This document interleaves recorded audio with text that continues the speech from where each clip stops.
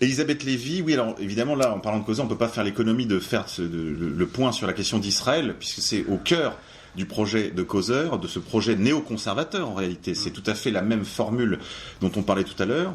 Et on ne peut pas non plus parler de Causeur sans parler d'un de ses parrains intellectuels qui est Alain Finkielkraut.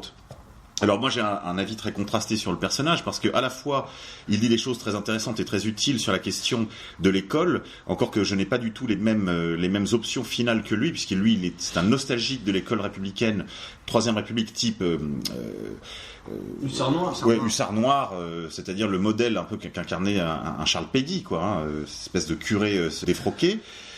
Je me propose plutôt la liberté scolaire tous azimuts, avec évidemment toutes les initiatives d'écoles libres, on en a déjà parlé à ce micro, mais principalement centrées autour de la Fondation pour l'école, d'Anne Coffinier par exemple, mais pas seulement. Mais Alain Finkielkraut, ce n'est pas que ça, c'est aussi l'ancien maoïste, l'ancien gauchiste, l'ancien parrain de SOS Racisme, l'intellectuel, on va dire, qui avait son rond de serviette sur tous les plateaux télé, qui nous a, pendant des années, imposé ce logiciel assimilationniste et qui continue. Parce que ce qui est très drôle, c'est qu'Alain Finkielkraut et parfois, et surtout la gauche, lui rend des services immenses à ces ambiguïtés, puisqu'elle range sans cesse Alain Finkielkraut dans le même sac qu'un Zemmour, par exemple, que d'autres, Michel Onfray parfois, dans un but en fait très polémique. Mais en réalité, Alain Finkielkraut, lui, n'a pas varié de logiciel, il est toujours assimilationniste. Et ce qu'il déplore, c'est le naufrage à la fois de l'école républicaine et du modèle assimilationniste français. Or, nous sommes, enfin pour ma part, à cette antenne, nous sommes pour une France française. Alors évidemment, comme disait De Gaulle, il peut y avoir des Français noirs, arabes ou jaunes, mais ça doit rester évidemment à titre tout à fait homéopathique parce que l'histoire est tragique et qu'on ne se défait pas évidemment de l'histoire telle qu'elle est passée. Mais notre modèle, c'est plus le Japon dont parlait Fabien tout à l'heure, c'est-à-dire le fait que la nationalité est incessible, elle est indisponible. On est français, on ne peut pas le devenir. Je veux dire, c'est vraiment un titre tout à fait exceptionnel, c'est le fait du prince. Et encore, je ne sais même pas si dans le droit ça doit être inscrit comme une procédure habituelle.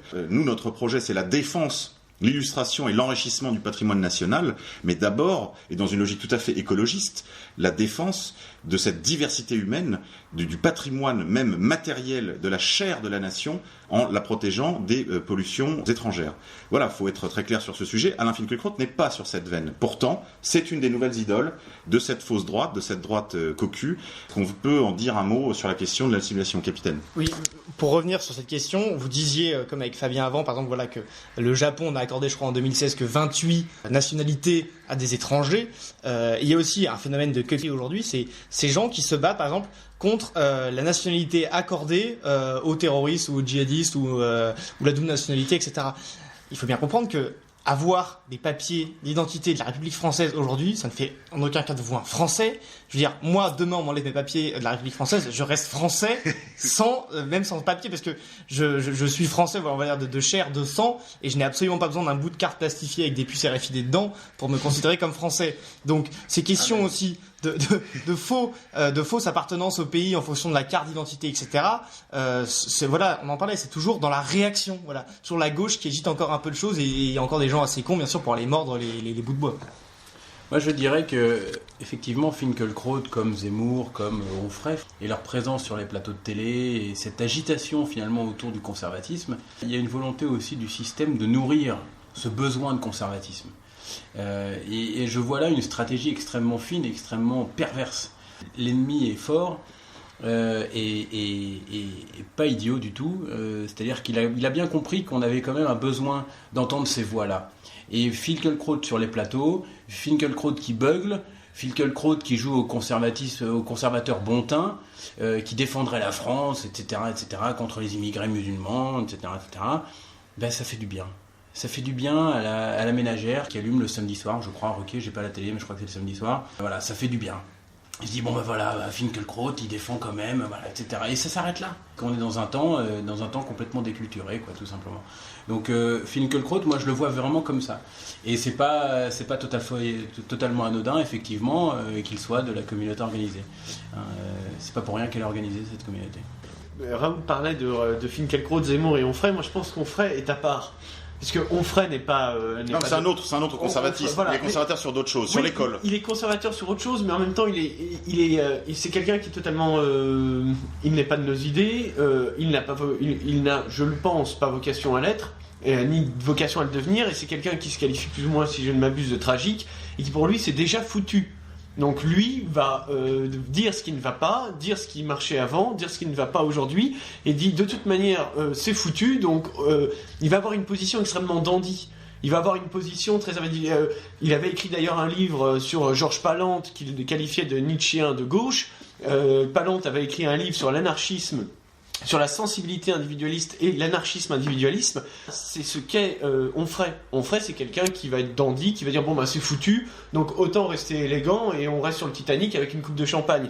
Quelqu'un comme Finkielkraut, régulièrement, les propos vont être repris dans la presse mainstream en disant « Oh, vous vous rendez compte, Finkielkraut a dit ça ». La dernière chose en date, c'est que Finkielkraut a fait un constat que tout le monde a pu faire. Madame Michu, comme un polytechnicien, oui, aux obsèques organisées de Johnny Hallyday, 99% de la population étaient des Français de souche. Très bien, alors maintenant, si vous voulez, on en est au point où parce que Finkielkraut constate une évidence, ça devient un propos polémique. On peut constater qu'on vit dans une époque qui est...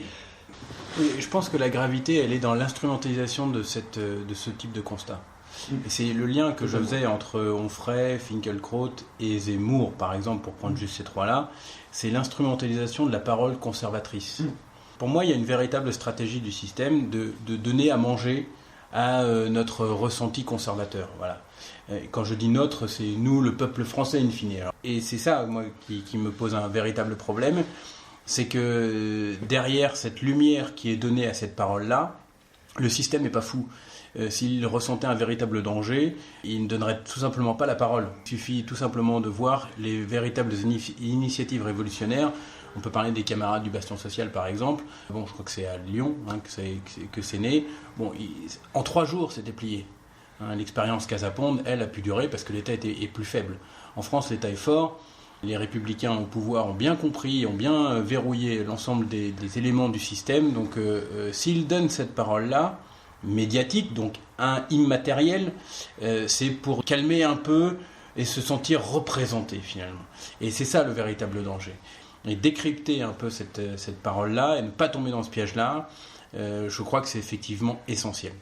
Peut-être que voilà, pour en finir en tout cas avec Causeur, avant de continuer, un autre phénomène de queuerie avéré, c'est que tous ces gens-là, Elisabeth Lévy en tête, c'est vraiment son cheval de bataille, c'est de parler de l'immigration. En fait, elle parle de l'islam et des musulmans. Toute cette insistance toujours sur le musulman, l'islam, je veux dire, c'est quelque chose de sémantique. Plutôt que de dire l'immigration, ça c'est quelque chose de libéral conservateur avoué. C'est-à-dire que si ces gens-là, les musulmans, etc., se convertissaient, on va dire, à la société de consommation et achetaient et qu'il n'y avait pas de problème communautariste, ces gens-là, ils seraient très contents. Alors que nous, non, on ne veut juste pas... Mais c'est le projet. Le projet, c'est justement il ne s'agit pas du tout de renvoyer des populations qui seraient en trop grand nombre dans les frontières de la France. Il s'agit évidemment d'un projet assimilationniste. Assimilationniste à quoi ? À leurs valeurs républicaines, c'est-à-dire à presque rien, et donc en fait assimilé au marché. C'est l'intégration dont on parlait dans les années 80, c'est-à-dire l'intégration économique. Il faut qu'ils se dépouillent de leurs accoutrements entre guillemets ridicules pour des gens comme Mélenchon, par exemple, qui ne voient ça que comme des survivances d'un passé qui doit passer. Lui aussi travaille à ce projet assimilationniste. Mais les assimiler à quoi ? Eh bien justement au vide de la laïcité, c'est-à-dire au plein du marché. Fabien ? Oui, Mélenchon, c'est ça, c'est la simulation aux valeurs de la République sans jamais les définir. Et dans ce sens, les queues sont totalement soumis à cette pression. C'est-à-dire que leur seul horizon, en effet, c'est les valeurs de la République. Voilà, les immigrés posent problème tant qu'ils ne sont pas des bons républicains et qu'ils ne consomment pas. Enfin, voilà. Oui, non, tout à fait. Alors, rappelons peut-être le pédigré de Mélenchon, Parti socialiste pendant 20 ans, franc-maçon notoire, donc c'est pas non plus là aussi surprenant, comme ce n'est pas surprenant qu'une Elisabeth Lévy tape sur les musulmans. Pourquoi ? Parce qu'en tant que média propagateur du grand Israël, c'est aussi de rallier les intérêts du peuple français, de Madame Michu français, sur le fait que Israël c'est le grand défenseur de l'Occident au Moyen-Orient, quoi. In fine, c'est ça. Oui, c'est le choc des civilisations théorisé par les néoconservateurs. Alors, on va continuer la liste. Alors, il faut qu'on aille très vite, messieurs, parce que le temps avance très très vite. La LMPT, je crois qu'on en a dit à peu près l'essentiel. On peut dire que c'était un petit peu le modèle de l'organisation CUC par excellence. COCU, c'est-à-dire descendre à des millions dans les rues pour un résultat proche de zéro, la montagne qui accouche de la souris. Souris quand même qui, elle, a beaucoup capitalisé sur cette mobilisation. La souris, évidemment, c'est Sens Commun. Capitaine, vous leur avez trouvé un nom aux partisans de Sens Commun, ce sont les Sens Communards. Ça me paraît assez heureux.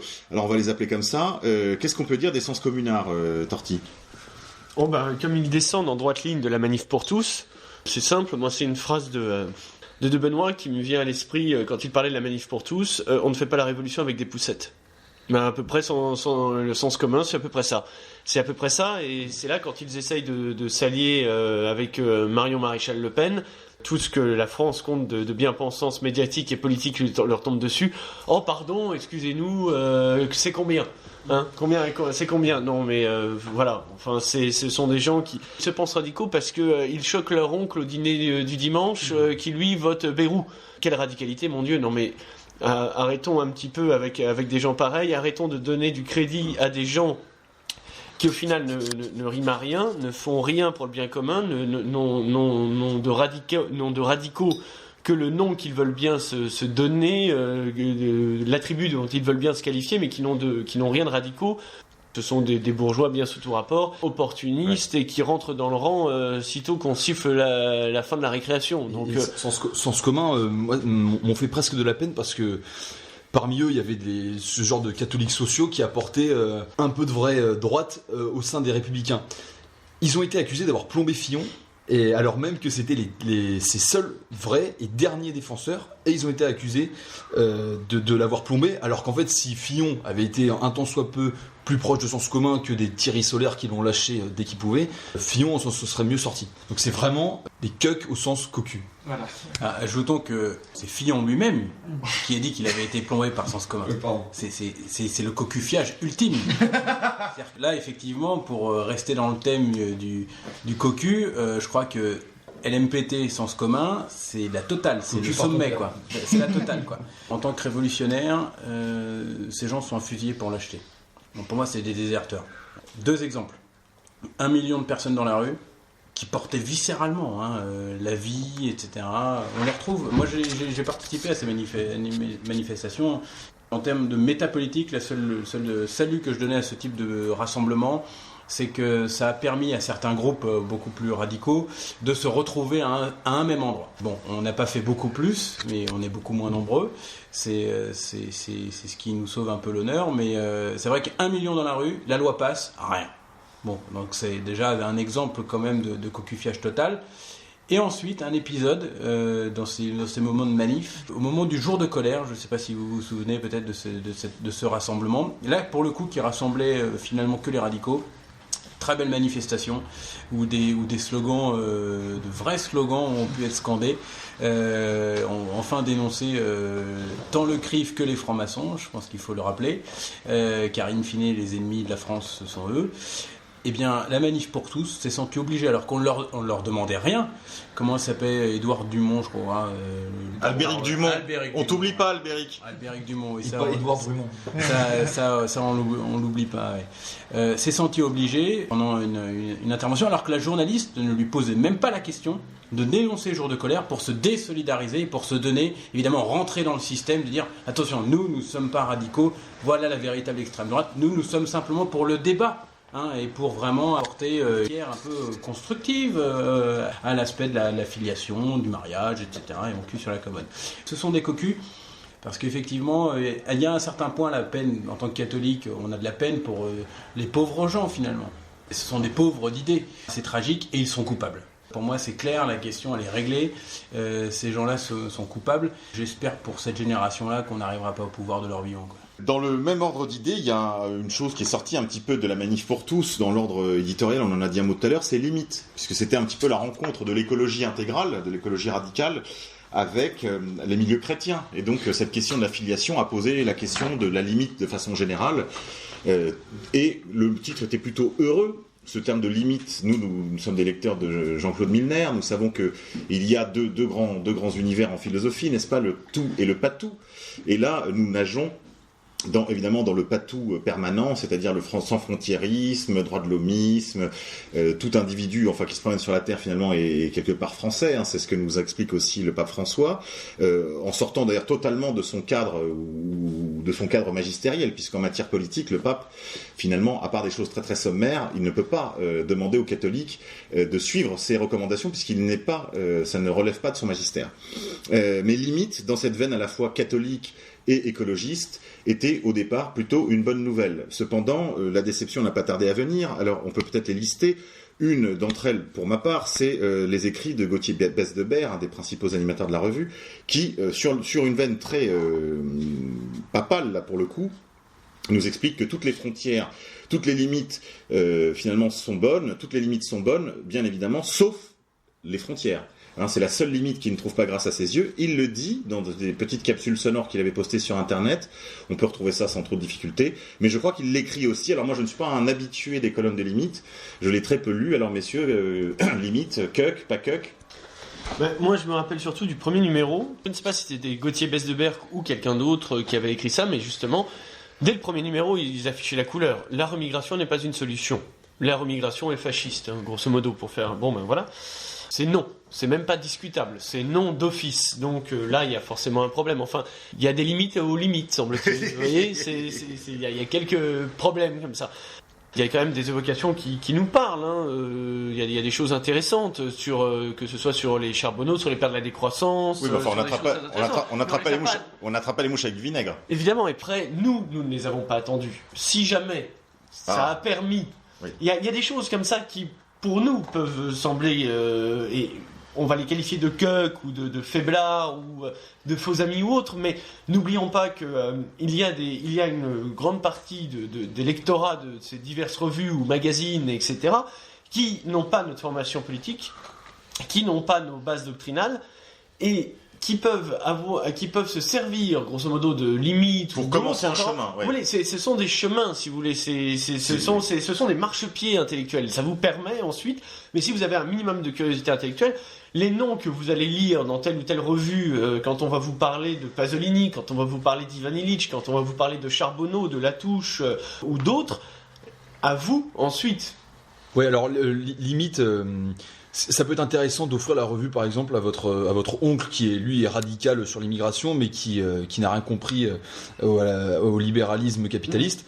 Offrez cette revue pour faire comprendre à ces gens qui vont voter Fillon et qui sont en phase avec le marché, pour qu'ils comprennent vraiment le libéralisme, parce qu'en effet, dans cette revue, il y a quand même une très bonne critique du libéralisme économique et du libéralisme sociétal. Donc, c'est un moyen, bien sûr, la revue n'est pas parfaite à bien des égards, mais sur le libéralisme, j'encourage à offrez-la, ça coûte pas si cher de temps en temps, et parce que le contenu est de qualité. Oui, ça c'est intéressant. Je crois que c'est ça. On va peut-être s'arrêter un mot là-dessus. Il faut, ça peut même être le cas de tel ou tel dossier de Valeurs Actuelles. Ça peut être le cas de tel article dans Causeur que vous prendrez soin de découper pour ne pas faire connaître l'intégralité du magazine avec toutes ces turpitudes. Mais en effet, et pour ce qui est le cas de limite, je crois qu'on peut l'offrir tout à fait. Finalement, ce sont des produits un petit peu comme des ponts. Ce sont des passeurs, des produits de passeurs. Comme vous le disiez, Torti, on fait passer des noms, des références, des réflexions. Là, c'est vrai que Limite a une très grande cohérence sur la question de la critique du libéralisme dans ces deux volets, dont on parle en première partie de l'émission. Ils ne veulent pas aller au bout, en fait, pour ne pas être injuriés de racisme, d'homophobie, d'antiféminisme ou que sais-je. C'est là qu'ils sont des cucks. C'est qu'ils ne vont pas au bout de leur propre logique. Mais il y a une très grande cohérence, et en effet, c'est un bon marchepied. Raoul. Effectivement, c'est un excellent marchepied, et je rejoins le camarade Fabien quand il disait il faut l'offrir à quelqu'un de convaincu sur l'anti-immigration, mais pas forcément sur le libéralisme économique. Ça terminera, si vous voulez, ce bloc-là. En revanche, quelqu'un qui est un peu écologiste dans l'âme, mais qui fait pas le lien entre les choses, entre l'aspect de la décroissance, donc la critique du PIB finalement comme l'indicateur ultime de la croissance, et remigration, etc. C'est pas forcément le bon élément. C'est-à-dire qu'il faut savoir à qui on l'offre. Ouais. Voilà, c'est toujours la même chose. Finalement, on s'aperçoit que dans toutes ces... Il y a des bons dossiers quelque part, mais une des choses que je n'arrive pas à comprendre, autant Valeurs Actuelles, c'est assez finalement compréhensible dans leur logique libérale, autant avec Limite, on se demande toujours pourquoi ils s'interdisent. Soit ils n'ont pas compris, auquel cas c'est grave, soit ils ont compris et ils ne souhaitent pas le dire, et c'est encore plus grave en fait. Parce Alors, que c'est surtout que c'est encore plus grave, surtout que, si vous voulez, il n'y a qu'eux qui pensent que, justement, ça ne les met pas trop sur la touche. Parce que, enfin, toute personne de gauche ou libérale, etc., les qualifie déjà si ce n'est de racistes, ou du moins d'anti-immigration, d'homophobes, étant donné qu'ils viennent de la Manif pour tous, et d'antiféministes, parce qu'ils font des dossiers avec Thérèse Argot, avec Marianne Durano, je crois que les Antigones ont écrit dedans, Ornelas, etc. Toutes ces personnalités sont pour des féministes de gauche, etc. Thérèse Argot, tout ça, ne sont pas féministes. Refuse le terme de féministe. Je dirais même pire, ils sont d'extrême droite. Absolument. C'est-à-dire qu'à un moment donné, que cherchent-ils à s'enlever cette étiquette, mais auprès de qui ? Auprès de gens qui, quoi qu'ils fassent, ils les taxeront toujours d'extrême droite. Ils ont compris la disquette. Ils vont pas se laisser avoir sur l'idéologie. Donc, faut arrêter un peu, faut bas les masques. Et puis surtout, faut pas prendre nos adversaires pour des cons. Alors, il y a un autre cas, toujours dans le monde éditorial, c'est l'incorrect. Alors, l'incorrect, qu'est-ce qu'on peut en dire Fabien, je crois que tu en as acheté un exemplaire aujourd'hui. Alors, je l'ai pas encore parcouru de part en part, mais alors, il y a des articles de qualité. Alors parfois, oui, on peut dire qu'il y a du cuckisme parce que là pour le coup, la critique libérale est peut-être un peu absente.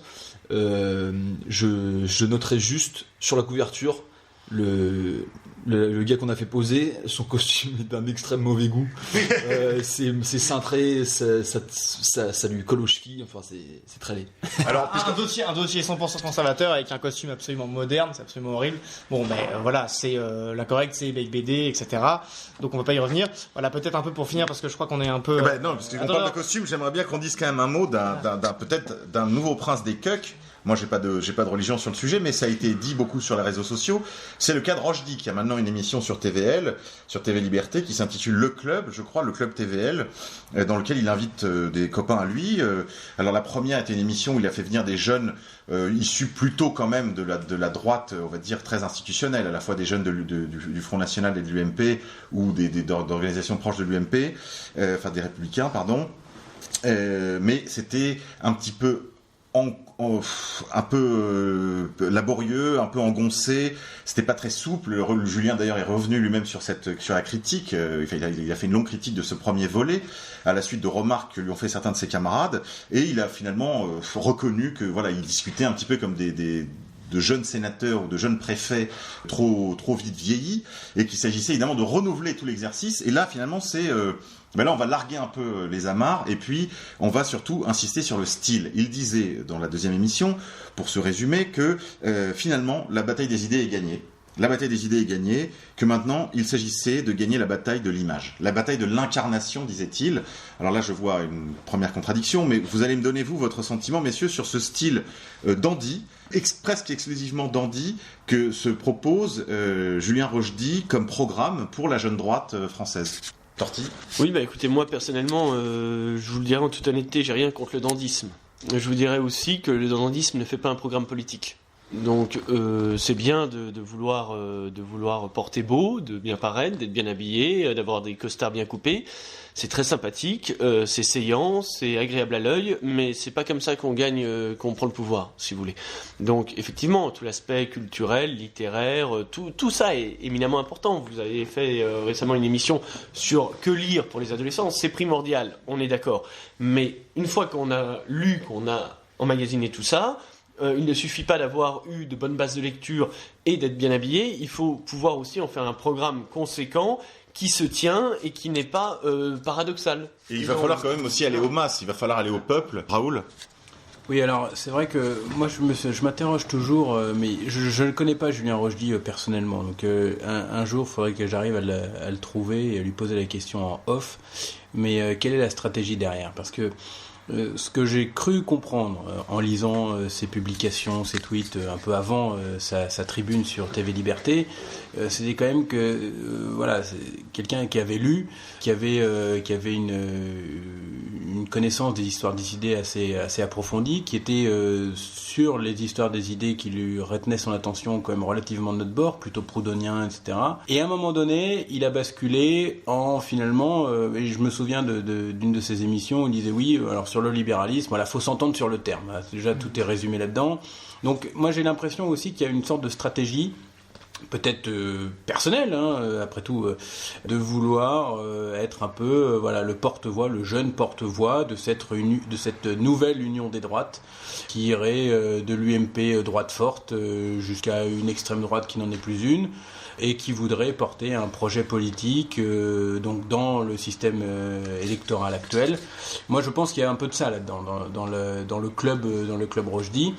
C'est sûr que c'est une stratégie, moi, que je retiens complètement erronée, parce qu'in fine, elle confine à quoi ? Elle confine à toujours donner des gages au système dans lequel on veut rentrer pour tenter de défendre un peu moins que ce qu'on aurait voulu défendre à la base. C'est toujours le même problème qu'on a dénoncé sur Limite, qu'on a dénoncé dans une moindre mesure sur Valeurs Actuelles. En tout cas, à partir du moment où il y a une stratégie de rentrer dans le système, il y a l'abandon de quelque chose. Et il s'agit de savoir qu'est-ce qu'on abandonne. Si on abandonne la lutte contre le libéralisme en tant qu'idéologie globale, donc vision holiste de libéralisme, il y a l'abandon de tout, in fine, parce que tout est lié. Peut-être que par tactique, effectivement, il va peut-être récupérer quelques personnes, par son côté image, par choper un peu des jeunes bourgeois, même pas de droite ni à droite, au final les ramener un peu parce qu'on est dans le monde de l'image, donc tout ce style, etc. Ça, c'est des questions de tactique. Je voudrais aussi dire que on a critiqué beaucoup de cuequeries chez des gens, chez des éditorialistes, chez des animateurs, etc. aujourd'hui. Mais bien sûr, son cueque un peu, mais ce qu'ils font sert quand même un peu, puisque dès qu'on monte à chaque fois une association ou une émission de télé, un journal, etc., il y a toujours un objectif, il y a toujours un résultat, il y a toujours toute cette droitisation un peu, on va dire, des médias du pays que peut décrire Guillaume Bernard dans son mouvement d'Extrogir, qui pour le coup lui n'est pas un cueuk pour un sou. Il y a toujours un petit résultat où on peut grappiller, on peut se dire que ce n'est pas aussi bien qu'on veut, etc. Il y a des fausses routes qui sont données par ces gens-là et qu'il ne faut surtout pas emprunter. Après, c'est à l'intelligence de chacun de savoir garder un peu ce qui est le meilleur. Et si on est en cours de formation, de comprendre un peu où est le bien, le beau, le vrai, et continuer après dans cette route-là. Il y a du cueuk, on va dire, un peu partout, mais il y a quand même des résultats un peu satisfaisants. Dans le voisinage immédiat du cueuk, il y a ce que moi j'appelle le hussard, la hussarderie sans conséquence. Et ça, il y a beaucoup malheureusement à droite, de gens qui s'abandonnent à ces activités. Certains, ça peut être dans le monde de la cuisine, du vin naturel ou que sais-je encore, sujet qu'on pourra d'ailleurs aborder à ce micro, mais toujours pour essayer de ramener au centre. L'objectif, ce n'est pas de s'interdire de parler de tel ou tel sujet ou d'aborder telle ou telle thématique ou d'emprunter telle ou telle pratique qui peut nous convenir, la cuisine traditionnelle ou le vin naturel. Ça peut être les arts de la table, je le disais. Je pense à un de mes amis comme Sébastien Lapac, par exemple, l'ancien d'Action Française, qui s'est un peu noyé dans le pif et dans la bouffe. Mais je pense aussi à des initiatives beaucoup plus jeunes et qui ont donc beaucoup moins d'excuses, comme le cercle Roger Nimier, dont un des animateurs était d'ailleurs dans le club Rochdy, et qui, je crois, s'il s'était proposé, par exemple, d'être une maison d'édition, aurait pu produire quelque chose des réalisations concrètes dont parle Guillaume Bernard, réaliser des réalisations concrètes qui sont des témoignages finalement qu'un autre monde est possible, un monde tel que nous le voulons nous, c'est-à-dire un monde en noir et blanc. Malheureusement non, le cercle Roger Nimier a choisi de faire des mèmes sur les réseaux sociaux. Je dis pas que c'est pas utile. Il y a la guerre des mèmes, on y reviendra, je l'espère, avec des animateurs de même royaliste, si on arrive à lui mettre la main dessus, et de Triste Cire qui fait un travail remarquable. Donc produire des mèmes comme le font d'autres groupes d'ailleurs, NVR, Nick Vorace, Tulle Bourgeois, il y a beaucoup de pages qui font du mème très très sympa et il faut continuer de le faire. Tout ça contribue. Je crois qu'il faut quand même se dire que, en effet, il y a beaucoup de choses qui contribuent à ce mouvement d'Extrogir, à cette droitisation. Tout ça est de bonne loi et bienvenu, à condition, en effet, que ce ne soit pas ceux qui s'occupent des choses légères, des choses anecdotiques, des choses accessoires, qui soient les leaders. Moi, ce qui m'inquiète dans cette initiative de Rochdy, c'est pas tellement ce qu'il disait en fait à l'antenne, encore qu'il y avait quand même on sentait qu'il avait largué quelque chose par-dessus bord, mais c'est surtout que cela arrive au moment même où on a le sentiment, comme le disait Raoul tout à l'heure, que finalement on est en train de lui confier un rôle un peu de leadership. Je crois que c'est dangereux de confier le leadership finalement à ceux qui ne sont pas d'une certaine façon les plus hantés, les plus radicaux, au sens ceux qui ont poussé les racines les plus profondes. Ça me semble compliqué de confier ça à des individualités aussi. Moi, je crois beaucoup dans les équipes, mais je crois aussi à l'utilité, disons, dans cette flotte de la droite radicale, à l'utilité de diverses initiatives qui ne donnent pas toujours le meilleur fruit, mais qui enfin contribuent à toucher toujours plus de gens et donc à les amener toujours plus à bord. Je crois qu'on doit quand même signaler un événement. C'est la sortie du dictionnaire de la droite, piloté, je crois... Dictionnaire du conservatisme, merci capitaine, copiloté par Rouvillois et Dard. Voilà, il y en a un des deux qui est un peu plus que l'autre, je vous laisse deviner lequel. C'est quand même un événement important. Et puis la sortie de ce livre de Guillaume Bernard, Le mouvement d'Extrogir, la guerre des droites aura bien lieu. Je vous recommande, pour faire vite, quelques vaisseaux amiraux de la droitisation, TVL bien sûr, Radio Liberté également, du même groupe, Radio Courtoisie, la NRH dont, messieurs, vous m'apprenez ce soir que probablement elle va arrêter sa publication. Vous pouvez retrouver évidemment toute la réinfosphère, avec le vaisseau amiral de la réinfosphère, on le sait par les chiffres, qui est Égalité Réconciliation.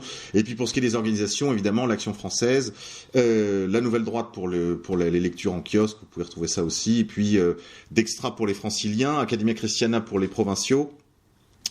Et quelques personnalités quand même notables. Voilà, le modèle de l'anti-cuck, capitaine, si on devait donner un seul nom, ce serait Bernard Lugan. Voilà, et puis évidemment toujours les initiatives de Polémia. Mais je vais vous donner la parole, messieurs, avant qu'on ne se quitte. En conclusion, je voudrais juste vous mettre en garde contre les nouvelles idoles des cucks de ces dernières semaines. Manuel Valls, bien sûr, le Printemps républicain qui a fait pchit, qui avait été une initiative lancée par Causeur, entre autres, et puis Jean-Michel Blanquer. Pour vous en faire une opinion tout à fait exacte, je vous renvoie là aussi au numéro de l'antépénultième numéro de la NRH sur la Deuxième Guerre mondiale en couverture, où vous trouverez un dossier d'introduction sur le bilan de cette bataille importante de l'histoire de la mémoire et de l'identité par le directeur de la NRH, Philippe Conrad. Alors messieurs, avant de nous quitter, un mot de conclusion. On va commencer par toi, Fabien. Non, il faut pas se mettre conservateur. Voilà, Il faut dire quoi alors ? Pas seulement être conservateur. Il faut pas avoir cette vision de conserver ce qu'il y a dans l'instant. Il faut avoir cette lecture plus historique. Oui, c'est alors conserver l'héritage, comme dit l'Action française, sans oublier conserver l'héritage pour ramener l'héritier. Nous disons révolutionnaire conservateur. Conservateur au sens, il s'agit de conserver les principes éternels, les principes pérennes qui organisent le monde, en fait, qui est la loi naturelle, tout simplement. Et révolutionnaire parce que dans une société où les temples sont les banques, évidemment, il n'y a proprement rien à conserver, comme disait Bernanos. Mais oui, en effet, on peut se dire au-delà de conservateur, réactionnaire, royaliste, identitaire, nationaliste. Il y a bien sûr bien des façons de se désigner, je dirais, entre nous pour se reconnaître. Ne pas s'en tenir, pour résumer, Fabien, à ce qualificatif de conservateur. Torti. Pour cesser d'être cuck, il faut se former intellectuellement, avoir une bonne base doctrinale et comprendre enfin que libéralisme économique et libéralisme sociétal sont les deux faces de la même médaille. Une fois que vous aurez compris ça, les fils arrêteront de se toucher, la lumière s'éclairera et vous cesserez d'être cuck. Capitaine. Voilà, ce qui est terrible, c'est que nous, tout ce travail-là d'anti-cuckisme que nous faisons, c'est, voilà, aussi même si nous les haïssons, puisque ce sont nos pires ennemis, on va dire, parce que ce sont les ennemis proches, qui pourrait être converti mais qui ne le veut pas et qui ne veut pas l'entendre, c'est que tout notre combat, nous le faisons aussi pour ces gens-là. Et c'est ça le pire, c'est que ces gens-là nous rejettent, c'est ça, mais nous, ce combat, nous le faisons pour ces gens-là. Parce que même si vous bossez à la défense, que tous les matins vous prenez la 1, que vous voyez des horribles cucks ou des horribles gauchistes avec des écouteurs dans les oreilles, leur grand-père est peut-être mort à côté du vôtre dans les tranchées pour défendre la patrie. Voilà, bien sûr, par charité, tout notre combat, nous le faisons pour ce peuple français. Bien sûr, on ne sauvera pas tout le monde. C'est la mission que nous nous sommes donnée, que d'ailleurs, la mission que nous héritons, parce que c'est ça, être vraiment de droite, c'est être un héritier. Sabre clair. Oui, peut-être un dernier mot pour paraphraser Julius Evola, restez intransigeant. En d'autres termes, ne vous laissez pas happer par le libéralisme économique, que souvent, vous, les cucks, je m'adresse à vous, vous confondez avec la liberté d'entreprendre. On peut entreprendre d'une manière traditionnelle sans être un libéral. Et ça, je pense que c'est absolument nécessaire de le comprendre. Les gens de droite, pour le dire globalement, ont tendance à voir dans l'entreprise et dans le libéralisme économique, finalement, une sorte de nouveau chef qui se réalise par l'argent, par l'accumulation de matière. Détrompez-vous, pour les croyants, vous offensez Dieu. Et pour ceux qui ne le sont pas, vous offensez vos valeurs. Donc entreprenez de manière traditionnelle, sans être intéressé au gain. Soyez antilibéral, viscéral. Pour ma part, je voudrais juste dire un mot, parce qu'on n'a pas eu le temps pendant l'émission, sur l'attitude en fait à adopter pour ne pas être un cuck. La première, c'est de ne pas se laisser intimider, vous l'aurez compris, par les injures, les accusations réelles ou supposées d'ailleurs de vos adversaires. C'est pas parce qu'on vous traite de raciste, homophobe ou misogyne qu'il faut vous laisser intimider. Je crois que ça, c'est le grand ressort du cuck, c'est on l'insulte, on l'injurie, et donc il recule, il s'excuse. Il commence à s'excuser, et la deuxième chose qu'il fait, c'est qu'il trouve un type un peu plus à droite que lui pour le jeter en pâture aux gens de gauche. Ça, je crois que ça, c'est les deux choses qu'il faut absolument arrêter. Arrêter de s'excuser. Nous n'avons pas à nous excuser, nous avons des motifs légitimes de combattre pour Dieu et la patrie. Et nous n'avons pas à nous laisser intimider par les injures, et surtout, pas de coups de poing à droite. Ne tirez pas sur le type plus à droite que vous pour vous blanchir auprès de vos adversaires. Ça ne sert à rien, ils ne sont dupes de rien, et surtout, ça fait de vous un cuck. La deuxième chose aussi, c'est de se méfier. Quand je dis pas de punch à droite, il faut faire attention aussi quand même, on ne peut pas travailler avec tout le monde. Ne pas en rajouter dans l'injure, dans l'accusation, dans les mises à distance de tel ou tel groupe avec lequel vous ne partagez pas tout, ne doit pas pour autant nous conduire à accepter tout de tout le monde. Et il faut se garder évidemment des groupes véritablement extrémistes, c'est-à-dire de ceux qui en particulier pratiquent une violence indiscriminée, de ceux qui sont d'authentiques provocateurs, soit parce qu'ils sont confits de bêtises et qu'ils sont les caricatures que le système et nos adversaires attendent, soit simplement parce qu'ils sont des provocations suscitées par nos ennemis. Il faut se garder des choses tout ce qui est excessif et ridicule, donc il faut se tenir loin des excès. Être radical, c'est pas être un extrémiste. Voilà, je vous remercie, chers amis auditeurs, et je vous dis à très bientôt sur les ondes de Fréquence Orage d'Acier. Et n'oublie pas, cher camarade, si c'est ton premier soir,